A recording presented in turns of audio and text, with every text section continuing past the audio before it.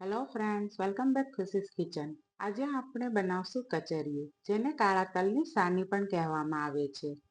કચરિયું શિયાળાની ઠંડી ઋતુમાં ખૂબ જ લોકપ્રિય બની રહે છે, કારણ કે કચરિયું એનર્જીથી ભરપૂર હોય છે, જે ઠંડીની ઋતુમાં હાડકાં મજબૂત કરે છે તેમજ કમરદર્દ પણ દૂર કરે છે. તો જો તમે પણ આ રેસીપીથી કચરિયું કે સાની બનાવશો તો કચરિયું બિલકુલ બહાર જેવું ટેસ્ટી અને બહારથી પણ સસ્તું બનીને તૈયાર થઈ જશે. તો મિત્રો, જો તમે મારી રેસીપી ગમે તો મારી ચેનલને લાઈક, શેર તેમજ સબસ્ક્રાઇબ કરવાનું ભૂલશો નહીં. તો સાની બનાવવા માટે સૌપ્રથમ આપણે 2 કપ જેટલા કાળા તલ લીધેલ છે, તેમજ 1 કપ જેટલો ગોળ તેમજ બદામ અને કિસમિસ લીધેલ છે. બદામ અને કિસમિસ તમે તમારી પસંદગી પ્રમાણે વધુ ઓછા લઈ શકો છો.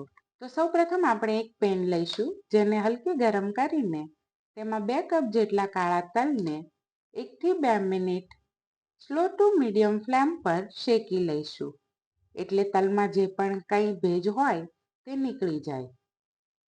તમે કચરિયું કે સાની બનાવવા માટે સફેદ તલનો પણ ઉપયોગ કરી શકો છો, પરંતુ કાળા તલ વધારે ગુણકારી હોય છે.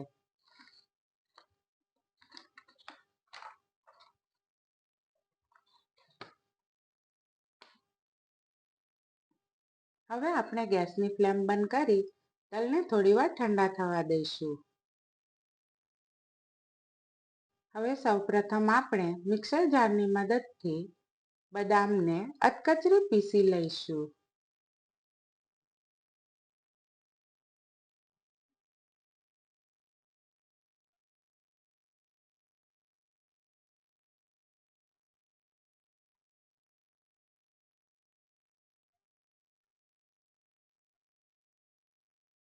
તમે જોઈ શકો છો આપણી બદામ અધકચરી પીસાઈને તૈયાર છે. તેને આપણે એક પ્લેટમાં અલગ કાઢી લઈશું. ત્યારબાદ ફરી એક મિક્સર જારમાં આપણે થોડા કાળા તલ લઈ તેને પણ અધકચરા પીસી લઈશું. ધ્યાન રહે તલનો પાવડર ના થઈ જાય, તેને અધકચરા જ પીસવાના.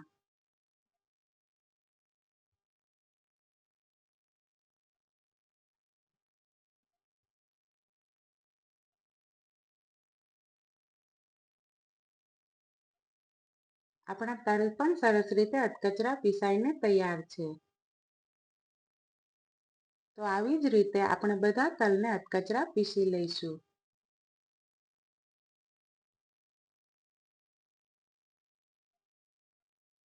હવે આપણે 3 ચમચી અધકચરા તલ,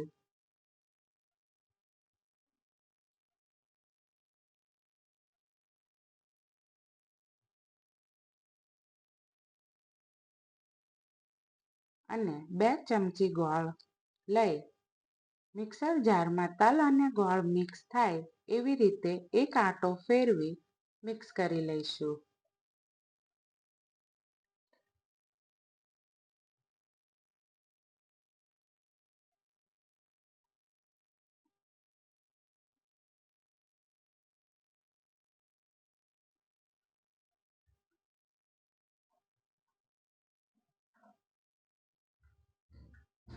મિશ્રણ સરસ રીતે તૈયાર થઈ ગયું છે.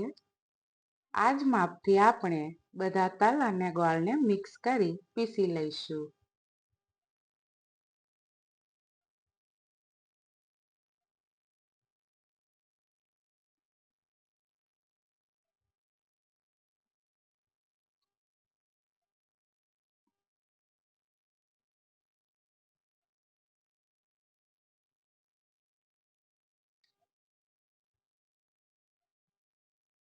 જો તમને વધારે મીઠાશ પસંદ હોય તો ગોળ તમે થોડો વધારે પણ લઈ શકો છો. ત્યારબાદ આ મિશ્રણમાં આપણે અધકચરી પીસેલી બદામ પણ ઉમેરી દઈશું. તેની સાથે તેમાં પીળી અને કાળી બંને કિસમિસ પણ ઉમેરી દઈશું.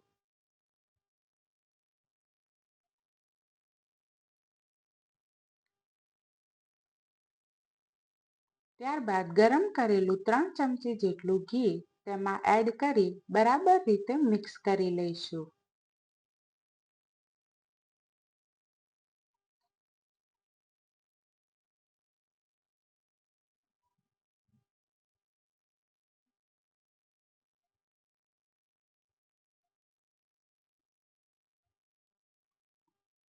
તો ફ્રેન્ડ્સ, આપણું કચરિયું કે સાની બનીને તૈયાર છે.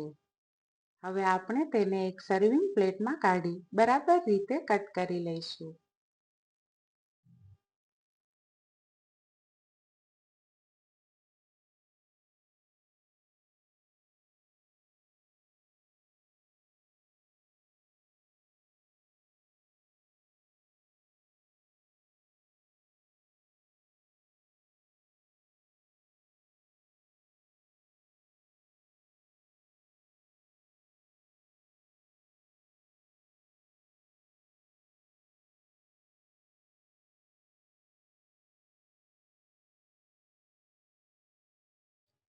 તો એકદમ ફટાફટ બની જાય તેવું કચરિયું ઘરે એકવાર જરૂરથી ટ્રાય કરજો.